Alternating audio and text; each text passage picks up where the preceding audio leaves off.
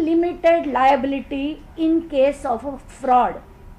In the event of act carried out by limited liability partnership or any of its partner with an intent to defraud the creditors of limited liability partnership or any other person, or for any fraudulent purpose, liability of the limited liability partnership and the partners who acted with intent to defraud creditors of fraudulent purpose shall be unlimited for any of those limited liability partnerships.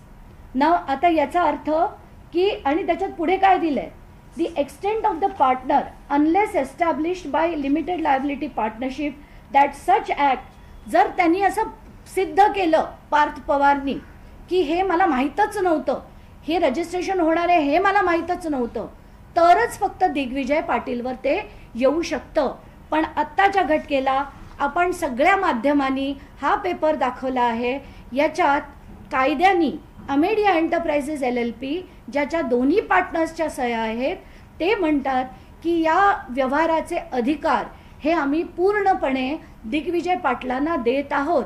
याचा अर्थ, आणि याच्यात पार्थ पवारची सही आहे, याचा अर्थ पार्थ पवारला आणि अमेडिया एंटरप्राइजेसला पूर्णपणे या व्यवहाराची कल्पना होती म्हणून. आणि खरं तर आपण सगळेच जण पहिल्याच दिवशी मी त्यांचे जेव्हा डॉक्युमेंट्स काढले तेव्हाच कळलं की 99% पार्टनरशिप ही पार्थ पवारची आहे आणि 1% पार्टनरशिप ही दिग्विजय पाटीलची आहे. पण तरीसुद्धा FIR मध्ये त्याचं नाव घातलं गेलं नाही.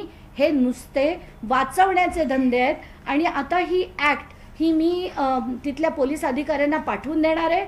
LLP ॲक्ट 2008 प्रमाणे त्यांची अनलिमिटेड लायबिलिटी आहे आणि पार्थ पवारवर देखील ताबडतोब हा FIR झाला पाहिजे.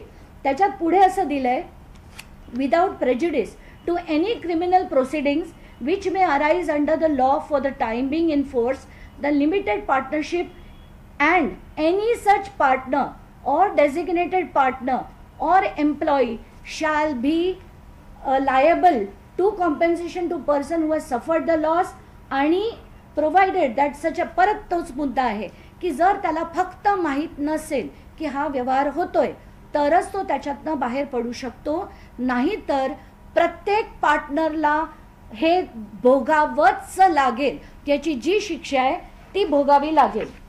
आता तिसरा मुद्दा, जर कोणीही सरकारी जमिनीत कुठलाही गैरव्यवहार केला तर त्याच्या लायबिलिटीज किती आहेत, तर त्याच्यावर लागणारे जे क्रिमिनल ऑफेन्सेस आहेत ते किती आहेत त्याचे मी डिटेल्स वाचून दाखवते. Criminal offences and punishment, when government land is usurped by forging, manipulating documents, the perpetrators can be charged under several sections of the Indian Penal Code, including section 420, 466, 468, 471, 441, 442, 447 and other relevant section for destruction of falsification of public documents. आणि याच्यात 7 ते 14 वर्षाची शिक्षा आणि fine किंवा दोन्ही याची ती शिक्षेचं प्रोव्हिजनिंग आहे. आता थोडा कमी महत्त्वाचा मुद्दा म्हणू पण तोही तेवढाच महत्त्वाचा आहे की आता हे जी कमिटी बनवली गेली, जसं मी म्हटलं की याच्यात 6 पैकी 5 हे पुण्याचेच अधिकारी असताना पुण्याच्या पालकमंत्र्याच्या मुलाविरुद्ध ही चौकशी होऊ शकेल का, तर ती होऊ शकणार नाही. उपमुख्यमंत्री पदाच्या उपमुख्यमंत्री असलेल्या व्यक्तीच्या मुलावर चौकशी होऊ शकेल का, तर ती होऊ शकणार नाही. पण आता ह्याच्यात कोण कोण आहे आणि हे जी माणसं आहेत त्यांनी काय काय केलंय ते याच्यात जिल्हाधिकारी सुद्धा आहेत. आता या जिल्हाधिकाऱ्यांच्या विरोधात मला काय बोलावं कळत नाहीये, कारण शीतल तेजवानीनी हे 30 डिसेंबरला लिहिलेलं पत्र आहे ज्याच्यात त्यांनी सरळ सरळ म्हटलंय की 11,000 रुपये आम्ही DDने पैसे भरले आणि आता त्या जागेमध्ये आम्हाला ती खाली करण्याचं प्रोसिजर करून देण्यात यावं. त्याच्यात अमेडिया कंपनी आणि त्याच्यात ती हे देखील लावते अनेक्शरमध्ये आणि याच्यातली कंडिशन नंबर 13 म्हणजे 13 असं म्हणते की बाबा या लोकांनी ज्या वेळेस पैसे ते जमा करतील सरकारकडे तेव्हा हे खाली करणं गरजेचं आहे. पण गरजेचं आहे ते ठीक आहे, पण त्याचं काही प्रोसिजर आहे. त्यांनी ते पैसे भरल्यानंतर त्या मंत्र्यांकडे अर्ज करायला लागतो की ही परत आमच्या नावावर रिट्रान्सफर करा. त्यांचं नाव सातबाऱ्यावर लागलं, त्यांचं नाव प्रॉपर्टी कार्डवर लागल्यानंतर इतर हक्क म्हणून नाही, पहिलं नाव लागल्यानंतरच ते कुठलाही व्यवहार करू शकतात. पण हे चुकीचं, जसं मी म्हटलं, पॉवर ऑफ अटॉर्नी देऊन हा जो सगळा व्यवहार झालाय हे ॲब्सोल्यूट फ्रॉड आहे. त्याच्यात दुसरं तिसरं काही नावच म्हणताच येत नाही. आता त्याचा पुढचा विषय की तहसीलदार हे जेव्हा पत्र लिहितात 9/6ला, त्या पत्राचं मला वाटतं बहुतेक चॅनल्सनी दाखवलंय.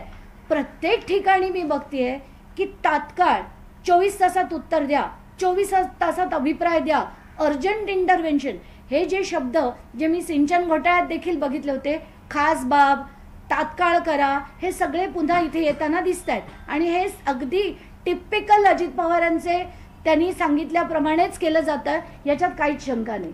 आता याच्यात पुढची जी सगळी पत्र आहेत ती आधी तहसीलदार लिहितात बोटॅनिकल गार्डनला.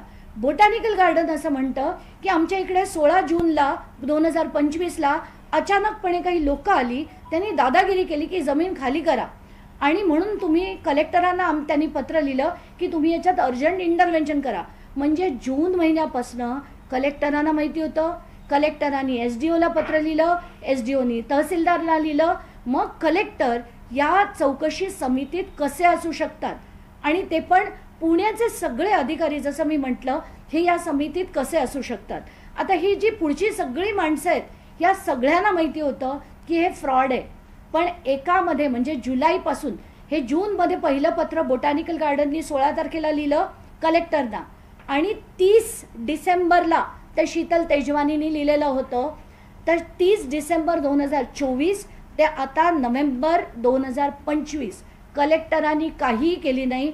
अशा कलेक्टरना तात्काळ निलंबित करा, त्यांच्यावर सुद्धा चौकशी झाली पाहिजे, त्यांचं हे नाव या समितीमध्ये असता कामा नये. आणि माझा चॅलेंज आहे की देवेंद्र फडणवीस असं करणार नाहीत, कारण आत्ताच्या घटकेला स्थानिक स्वराज्य संस्थेच्या निवडणुका आहेत, त्यांना ही सगळी मंडळी लागणार आहेत, पण हे केलं गेलं पाहिजे. म्हणून मी जसं म्हटलं की आत्ताच्या घटकेला मला कायद्याने ही मागणी करायला लागते, ती मागणी मी केली आहे. आता जर याच्यात काम झालं नाही तर मी आता ACS रेव्हेन्यूना पण जाऊन भेटणार आहेत, विकास खरगेजींना, कारण त्यांच्या अध्यक्षतेखाली याची चौकशी होणार आहे. तर ह्या सगळ्या गोष्टी मी जाऊन मांडणार आहे. आणि हा जो मगाशी मी काढून ठेवला पण हे फार मोठं आहे म्हणून मी हे शेवटचं डॉक्युमेंट दाखवते की ही जी आहे ती पॉवर ऑफ अटॉर्नी आहे. ही रजिस्टर्ड पॉवर ऑफ अटॉर्नी मुळात बिलकुल नाही आहे, आणि जर ही नीट वाचून बघितली तर याच्यात विक्रीची सही करण्याचे अधिकार नाही आहेत. तर पहिला प्रॉब्लेम की ते रजिस्टर्ड नाही आहे, दुसरा प्रॉब्लेम विक्रीची सही करण्याचे अधिकार नाही आहेत, आणि तिसरा प्रॉब्लेम की ती विक्रीची पॉवर घेऊन उपयोग काय, ती जमीनच जर त्यांच्या नावावर नसेल तर हे सगळे उद्योग करून हे जे केलेलं आहे ते एक भयानक मोठं फ्रॉड आहे. आणि त्यासाठी पहिलं म्हणजे अजित पवारांनी तात्काळ राजीनामा दिला पाहिजे उपमुख्यमंत्री पदाचा आणि पालकमंत्री पदाचा, तरच याच्या चौकशी होऊ शकेल. आता या व्यतिरिक्त मी तर मालिकाच करायचं ठरवलंय. माझ्याकडे आता मी हळूहळू सगळे त्यांचे जेवढ्या कंपनीज आहेत, जवळजवळ 69 कंपनीज अजित पवार आणि त्यांच्या जवळच्या लोकांच्या आहेत, त्याच्यात जमिनीचे किती व्यवहार झाले आहेत हे सगळं मी हळूहळू काढणार आहे. पण आत्ताच्या घटकेला, कारण सगळ्याचाच किचाट व्हायला नको म्हणून कायदेशीर बाबी 2 गोष्टीतल्या मी काढल्या. पहिलं म्हणजे हा व्यवहार रद्द करता येणार नाही. सेकंडली हा जो पार्थ पवारला याच्यातनं बाहेर ठेवला गेला FIR मधनं, तर तात्काळ त्याचं नाव हे FIR मध्ये घातलं गेलं पाहिजे, अमेडिया एंटरप्राइजेसचं घातलं गेलं पाहिजे.